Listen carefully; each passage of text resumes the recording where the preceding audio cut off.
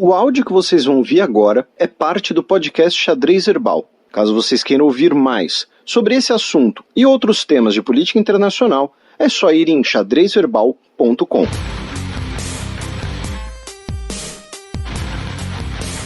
Giro de notícias.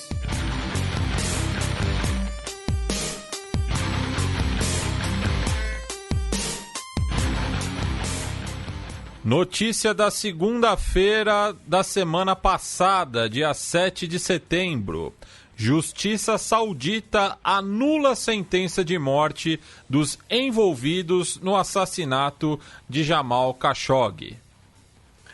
É uma pizza sabor Zatar, né?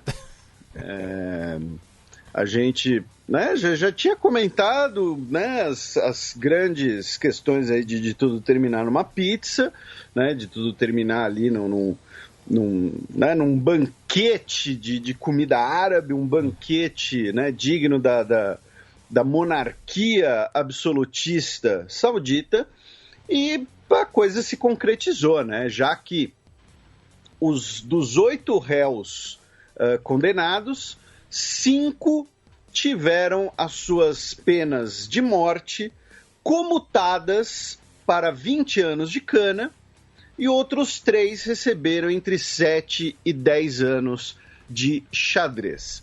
Né? Lembrando que, assim, a Arábia Saudita é um país que executa pessoas se elas mudarem de religião.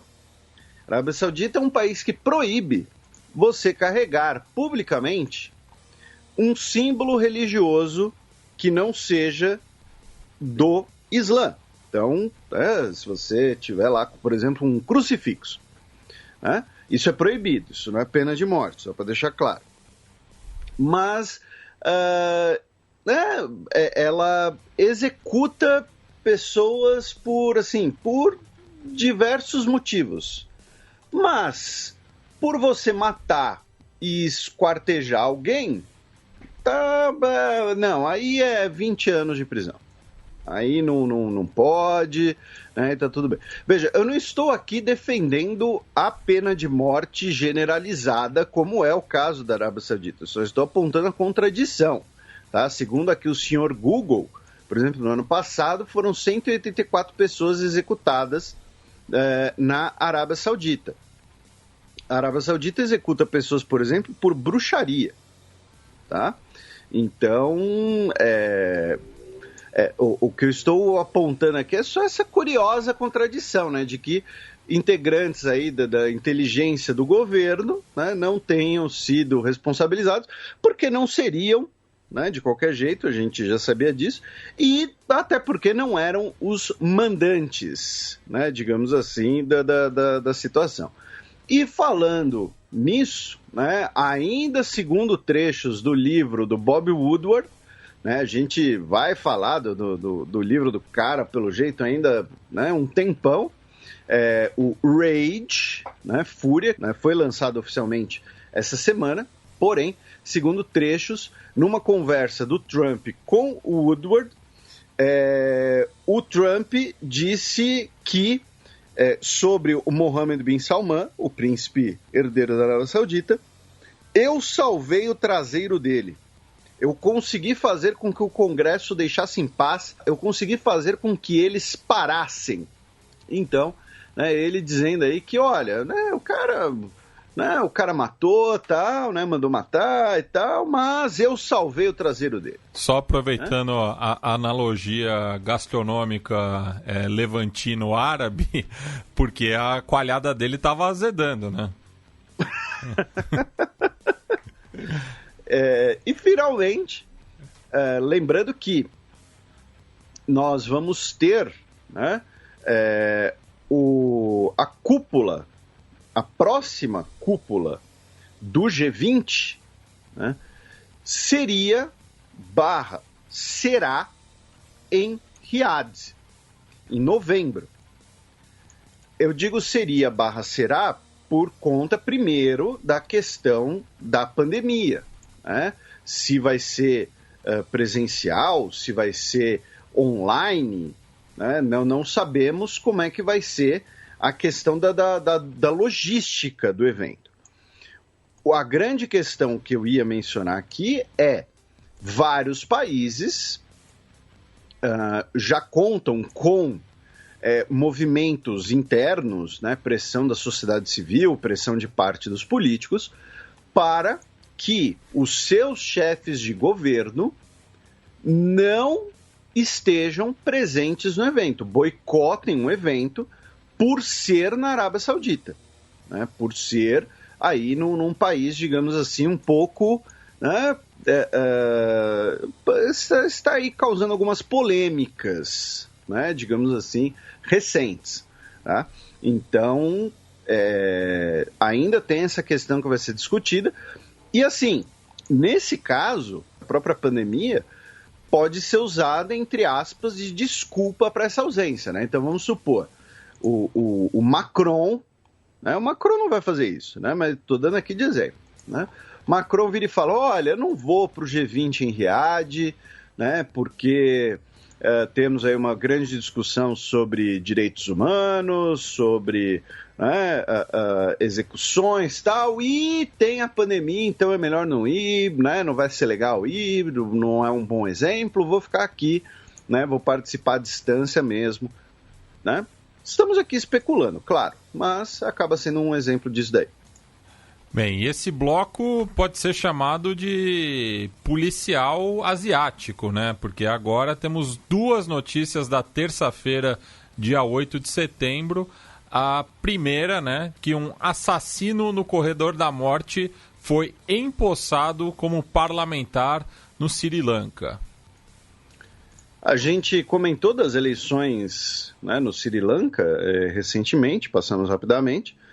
E, nesse caso, o Premalal Jayasekara, ele tem 45 anos e ele foi condenado em agosto por ter assassinado um opositor num comício eleitoral em 2015.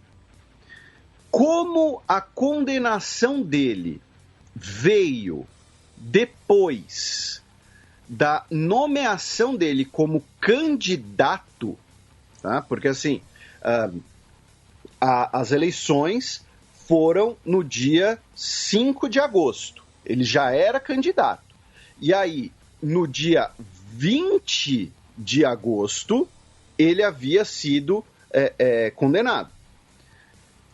Como ele, né, já tinha sido candidato, ele pôde entrar, né, com um pedido de ser reconhecido, de ser empossado. Tá?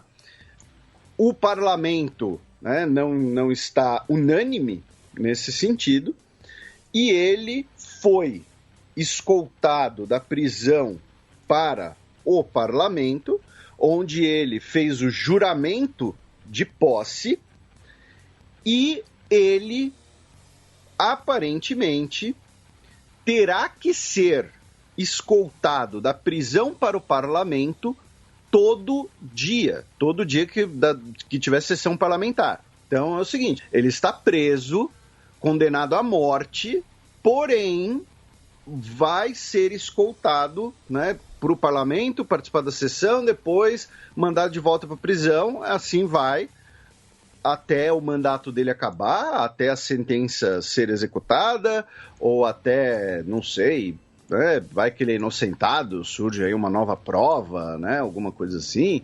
Então, é uma situação curiosa, por assim dizer.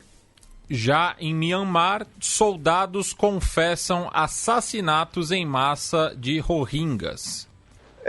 O New York Times publicou um vídeo com 2 soldados na casa dos 30 anos, contando detalhes do ocorrido, dizendo que mataram dezenas de pessoas, que corpos eram enterrados em valas comuns, que eles receberam ordens de atirar em tudo que vissem e ouvissem, e colocando que essas ordens vinham do mais alto escalão. Tá? E a ideia é que, inclusive, esses vídeos sejam usados como evidências na investigação na Corte Internacional de Justiça, no caso, né, de Gâmbia versus Myanmar, que denuncia o genocídio de Rohingya. E, além disso, a Anistia Internacional está fazendo uma investigação que revelou laços entre a cervejaria Kirin, né, que é uma das principais cervejarias, né, do mundo, e a sua parceria, né, da cervejaria com empresas de Myanmar que são ligadas ou controladas à junta militar que na prática governa o país e diretamente ligadas a militares envolvidos no genocídio Rohingya. Tá? Então, por exemplo, 1/3 das ações da Myanmar Economic Holdings são de propriedade dos militares e que essa empresa recebeu centenas de milhões de dólares como pagamentos de dividendos, e essa empresa tem ligação com a cervejaria Kirin. Então, há ali a investigação dessa possível ligação, né? Não sei se poderia-se afirmar, acusar, né, a Kirin de ter financiado o genocídio ou beneficiado. A empresa diz que, embora ela tenha parceria com essas empresas, né, essa empresa específica de Myanmar, ela opera como um fundo de pensão e não está envolvida diretamente em qualquer atividade militar. É nessa base de fundo de pensão que a Kirin opera como uma joint venture dessa empresa, e como salvaguarda dessa joint venture, nós temos uma condição no contrato que nenhum dos dividendos frutos dessa parceria pode ser usado para propósitos militares. Tá? Então, claro, essa é a resposta da empresa. A Anistia Internacional, né, alega esses laços e a gente está na superfície aqui. Mas é algo para ficar de olho, algo para dar uma olhada, né? Certamente vai resultar aí, né? Se cavar, acha alguma coisa. E por último, notícia da quinta-feira retrasada, dia 10 de setembro, já que um mês após a mega explosão em Beirute, incêndio no porto voltou a deixar o Líbano em alerta. Exatamente, um depósito de petróleo e pneus, tá? Pegou fogo,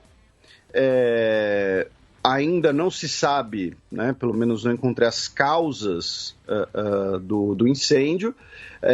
O incêndio foi visualmente bastante forte, né? Claro, nada se compara com aquela explosão, mas, né, colunas de fogo, bastante fumaça preta, né? Aquela fumaça preta típica de petróleo, de pneu e tal, e ainda não se sabe as razões do fogo, porém, né, muita gente, quando viu, né, as imagens, no incêndio no porto de Beirute, né, já pensou na tragédia anterior, já pensou se teria ou não relação. Em casa de enforcado não se fala de corda, né? Duas notícias em África da quinta-feira retrasada, dia 10 de setembro. ONU envia tropas para proteger Denis Mukwege, médico congolês laureado com Nobel após ameaças de morte. Isso, a proteção dele, né, a escolta dele, ela havia sido inicialmente retirada por conta da pandemia e ele é uma pessoa que recebe muitas ameaças de morte por conta, né, lembrando, né, a gente falou um pouco sobre ele em 2018, né, quando ele foi laureado. O trabalho dele é com vítimas de violência sexual, especialmente no leste do Congo, né, perto da fronteira com Ruanda, onde você tem, né, um conflito que, de certo modo, né, dura até hoje. Além das guerras nas décadas de 90 e início dos anos 2000, claro. Ele recebia escolta desde que um integrante do staff dele foi assassinado em 2012, e ele recebe essas ameaças de morte muito por conta dele pressionar e denunciar que quem cometeu esses crimes, né, essas violências, esses crimes, inclusive crimes de guerra no Congo Oriental, sejam indiciados, enfrentem a justiça. E diversos grupos, né, que atuam na região e possivelmente até pessoas ligadas ao governo de Ruanda, né, não estariam muito felizes, digamos assim, com essa campanha dele, com esse trabalho dele. E então, ele recebe muitas ameaças de morte. Ele chegou a ficar mais ou menos aí 3 semanas, né, sem nenhuma escolta. A escolta dele foi retirada em maio, porém, parte, né, da escolta dele ainda ficou e tal.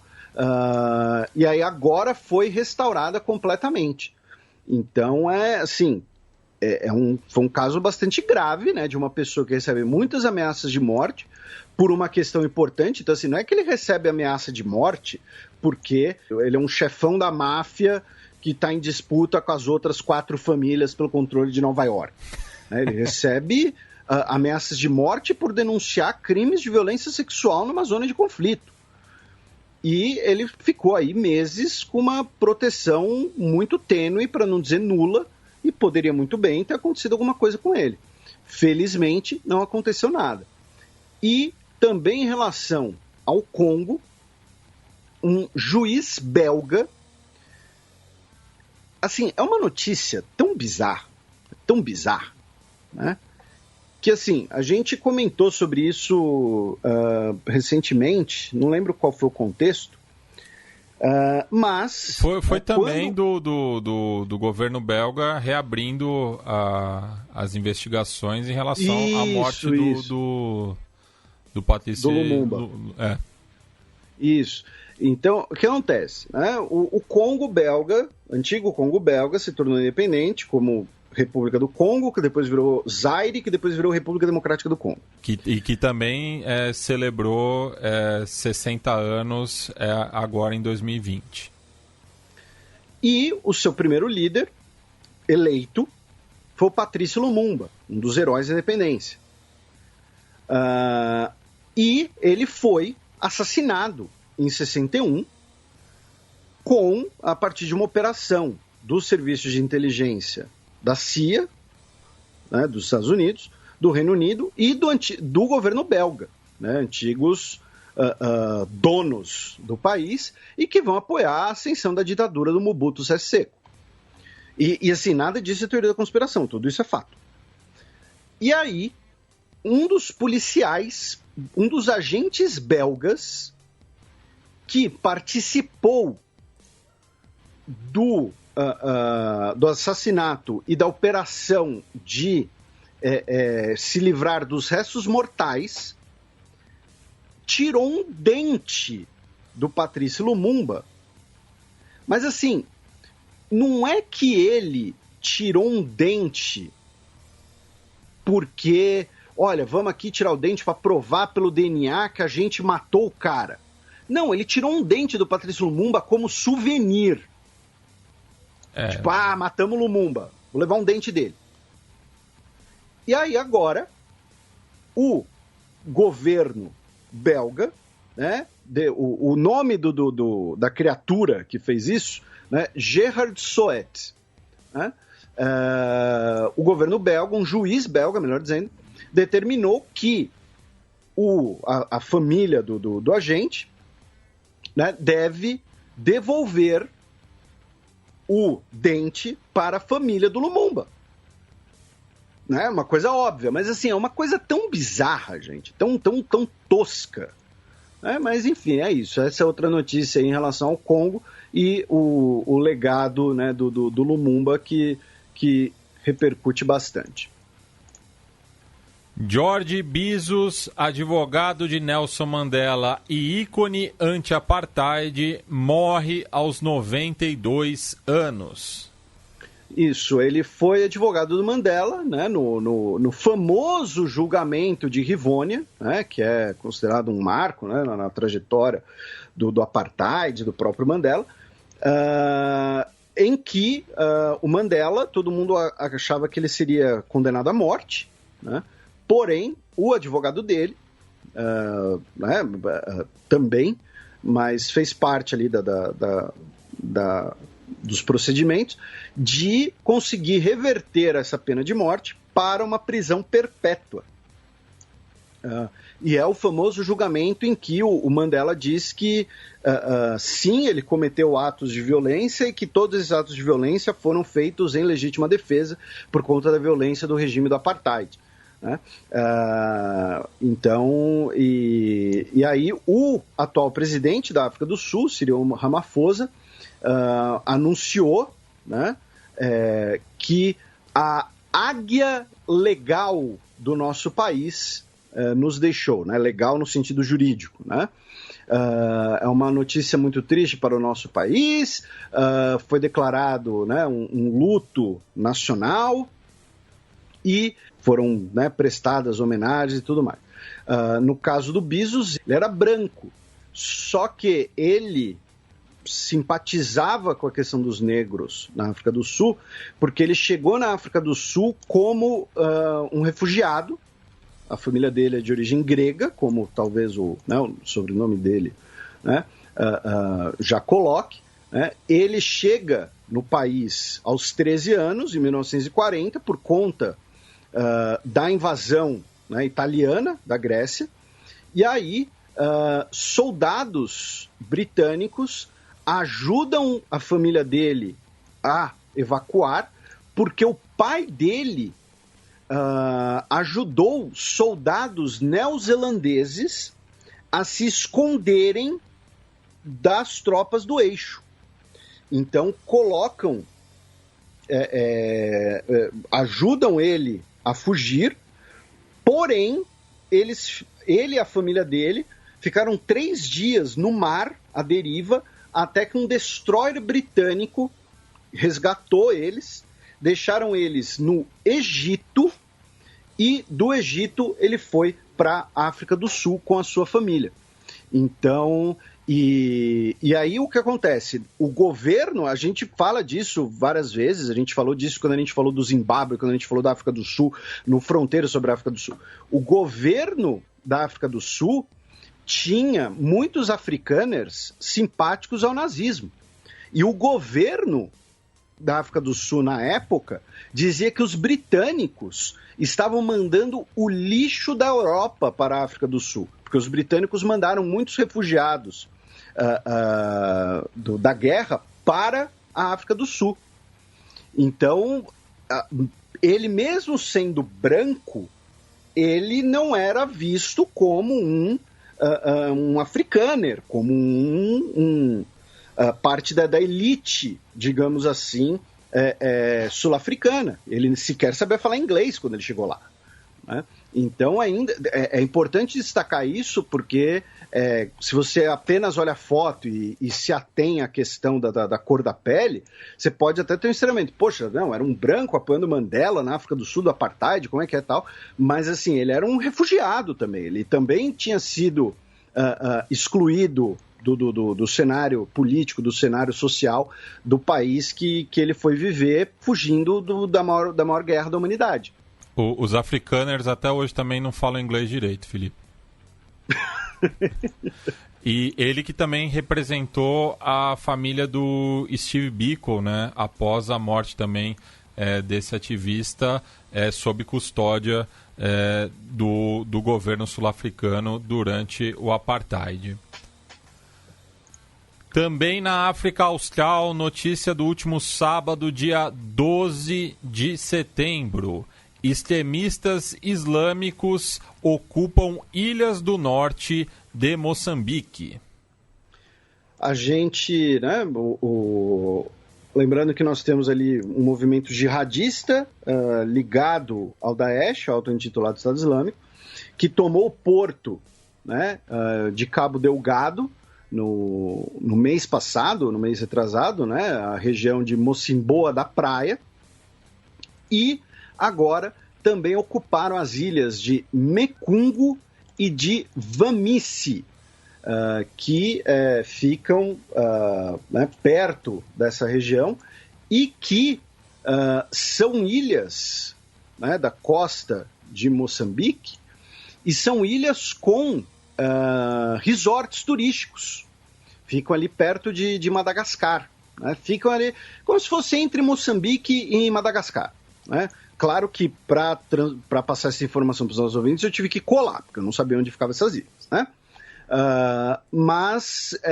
E eles destruíram os resorts, expulsaram pessoas de suas casas e tudo mais. Segundo o depoimento, né, das pessoas que estavam na região, eles não feriram ninguém, apenas expulsaram, tá? Só que aí tem uma questão interessante, né? Que é o seguinte: a BBC fez uma matéria muito legal, tá? Eu recomendo a leitura, uma matéria de Joseph Hanlon, que é uma matéria bastante extensa. Por enquanto só está na BBC em inglês, não sei se ela vai ser traduzida para o português. O Joseph Hanlon foi o correspondente da BBC em Moçambique por cerca de uma década e tal. E é o seguinte, é uma região que tem, meu caro Matias, um negócio, além de um negócio chamado gás natural, tem uma outra coisa nessa região chamada rubis. Os islamistas tomaram a maior mina de rubis conhecida no mundo. Então, assim, não é... Então, tem uma questão interessante. O nome da matéria, inclusive, é Os Jihadistas de Moçambique e a Maldição, entre aspas, do Gás e dos Rubis. Então, a matéria basicamente liga que, olha, essa coisa aí não tem quase nada a ver com religião. Na verdade, é uma questão de contrabando, de tráfico internacional dessas riquezas naturais. E até causa estranhamento, né? Porque justamente os grupos jihadistas atuam mais no norte do continente, né? Isso. Não é muito comum a gente ouvir conflitos dessa natureza justamente na porção mais meridional. E vamos lembrar, né? Assim, o rubi é um mineral precioso, né? Nossos ouvintes geólogos, né, vão saber dizer que, né, como é o processo de formação do rubi. O rubi demora trocentos anos para ficar bonito e tudo mais, blá, blá, blá. Mas no fundo, o rubi, assim como o diamante, assim como a safira, o que for, ele é uma pedra. Ninguém come pedra. Ninguém vive de pedra. Tá? Então, se um grupo domina uma mina de rubis, é porque tem alguém comprando esses rubis. Tá? Então, assim, é interessante destacar isso porque, né, todo mundo conhece a questão dos Blood Diamonds, né? E, nesse caso, parece que está desenhando um cenário parecido. né? Que vamos dominar a mina de rubis e vamos contrabandear esses rubis para o resto do mundo. E, novamente, se os caras estão vendendo, estão dominando a região com violência, né? Lembrando que quando tomaram Macimboa da Praia, mataram pessoas, inclusive queimaram um policial vivo. Se estão fazendo isso, é porque tem alguém comprando essas pedras, esses rubis, que repito, é uma pedra. Você pode achar muito bonita, pode achar muito chique. Meu sonho é ter um anel de rubi. Ok, mas é uma pedra. Não tem valor intrínseco, digamos assim, nenhum. Deve ter uso industrial, né? Eu sei de uso de rubi, por exemplo, em relógio, né? Mas deve ter algum uso industrial também, né? Eu retiro o não serve para nada, mas se estão dominando o negócio, é porque tem alguém comprando. Ainda no último final de semana, agora no Afeganistão, já que as negociações de paz começam com pedidos de cessar fogo. Isso, as negociações entre Afeganistão, né, o governo afegão e o Talibã, começaram oficialmente no último sábado, dia 12, em Doha, capital do Catar, né, onde foi assinado o acordo entre o Talibã e os Estados Unidos, e eu mantenho tudo que eu já falei aqui no programa. Esse acordo é uma furada, esse acordo é uma cagada, esse acordo vai ser um tiro na água, porque o Afeganistão não pode confiar no Talibã. O Talibã quer dominar o Afeganistão.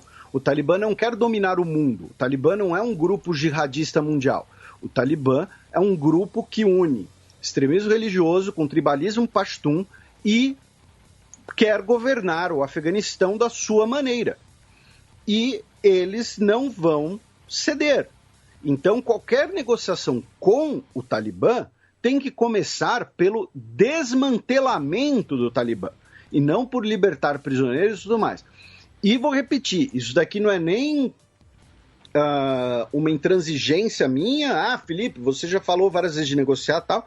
Tem negociações que foram muito produtivas, né? Por exemplo, a negociação do IRA na Irlanda, 98, né? A gente repercutiu, por exemplo, as negociações entre Colômbia e Farc, que a gente vai falar mais de Colômbia nesse programa, até porque a situação lá está bem feia.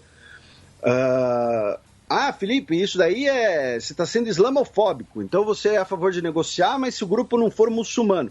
Não, também não é. Eu sou, por exemplo, já falei aqui várias vezes que não tem como você falar de Líbano sem falar da importância do Hezbollah. Você não tem como falar com o Líbano sem colocar o Hezbollah como um ator, por exemplo.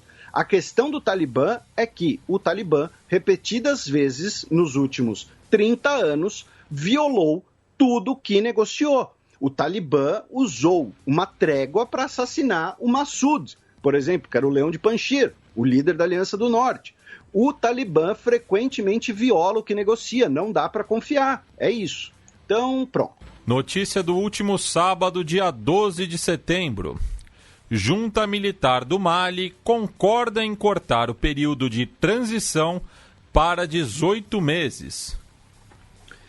Exatamente, a gente está tendo aí negociações, né, pressionadas pelos outros países da África Ocidental e também pela França, resultaram no último final de semana numa rodada de negociações, e o Comitê Nacional para a Salvação do Povo, ou Salvação Popular, né, dá para traduzir dos dois jeitos, havia proposto, né, um período de transição de 3 anos, que defendia uma nova constituinte, e agora diminuíram para 1 ano e meio e colocou ali uma constituição em suspenso, digamos assim, né? A ideia seria ali escolher um presidente interino, né, que seria escolhido por um grupo aprovado pela junta, né? Ou seja, é uma típica quartelada, né, em bom português. Esperemos aí que né, todo se negocie, que a situação não piore, que não escale para uma... Não é nem uma guerra civil, porque já tem uma guerra interna no Mali, né, mas que apenas piore a situação. E ali do lado, né, no Níger, a gente comentou no programa retrasado de um atentado, né, que deixou 8 mortos, né, 6 cidadãos franceses e 2 guias locais de um parque no Níger, e o auto-intitulado Estado Islâmico reivindicou o atentado. Notícia da última segunda-feira, dia 14 de setembro. Extremista judeu que matou família palestina é condenado à prisão perpétua. O terrorista Amiran Ben Uliel assassinou um homem palestino chamado Saad Dawabaché, a esposa e o filho em 2015, num ataque com uma bomba incendiária na Cisjordânia, e a corte disse que ele planejou meticulosamente o ataque e que veio da ideologia radical que ele crê e de racismo. Tá?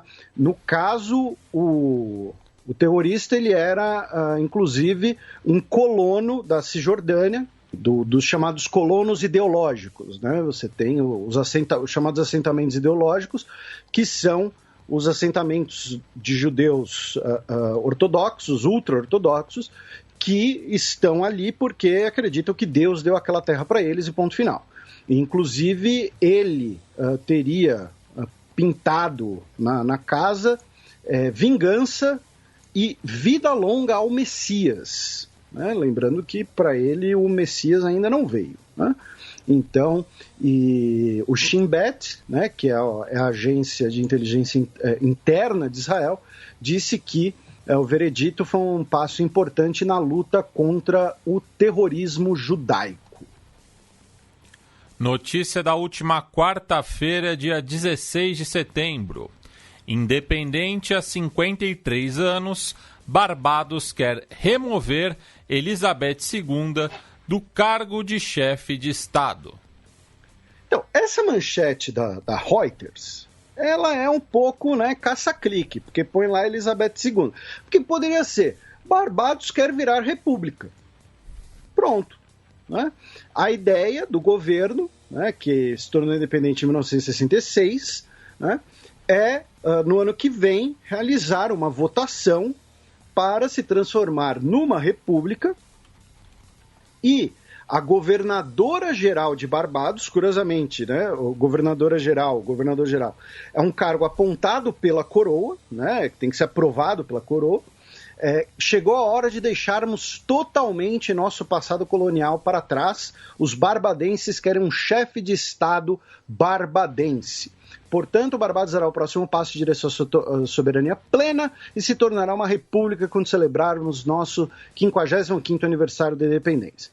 A assessoria de imprensa da monarquia britânica disse que a decisão é um assunto interno de Barbados, né, que Barbados e Reino Unido estão unidos por nossa história, cultura, idiomas compartilhados e tudo mais.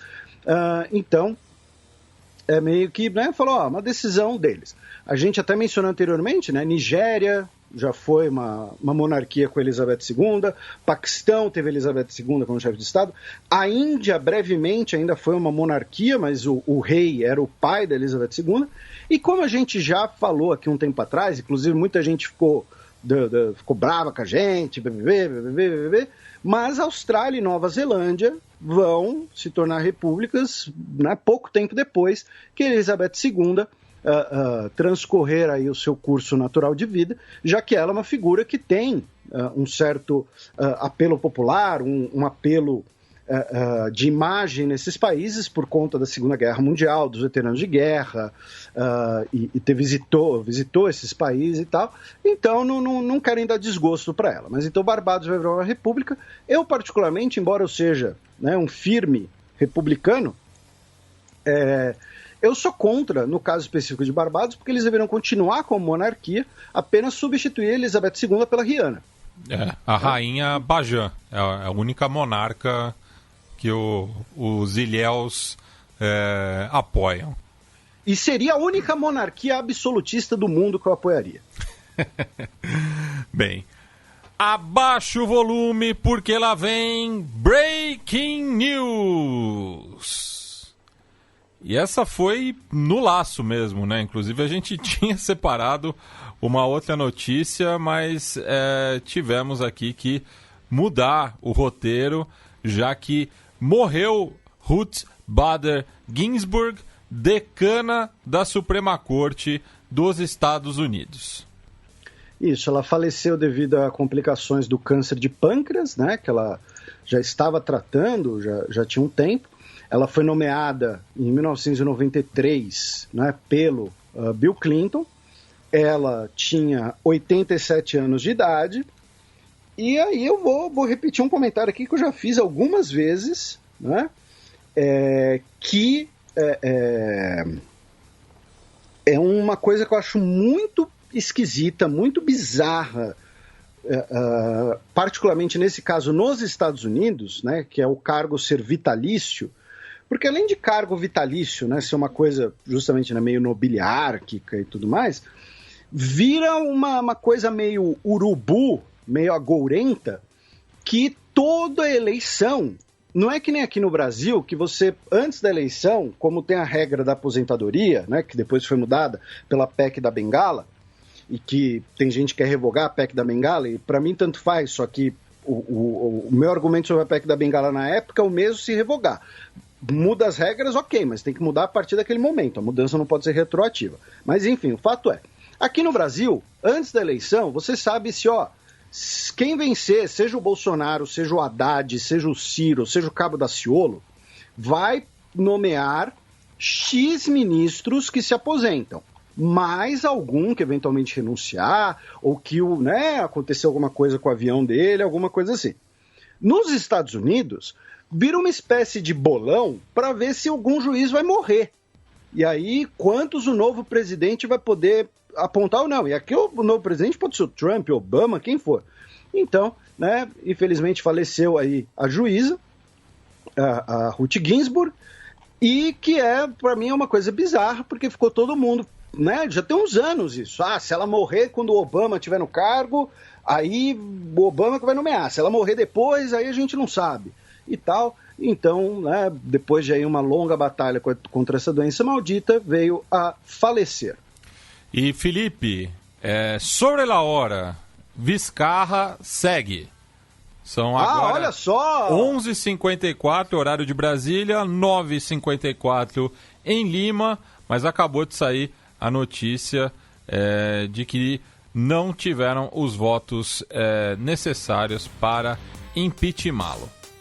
Para quem estranhar a diferença de tempo, é porque a gente fez uma pausa para a alimentação, tá? Pois é. Ainda pode fazer isso, tá? Esse direito do trabalhador ainda não foi cassado.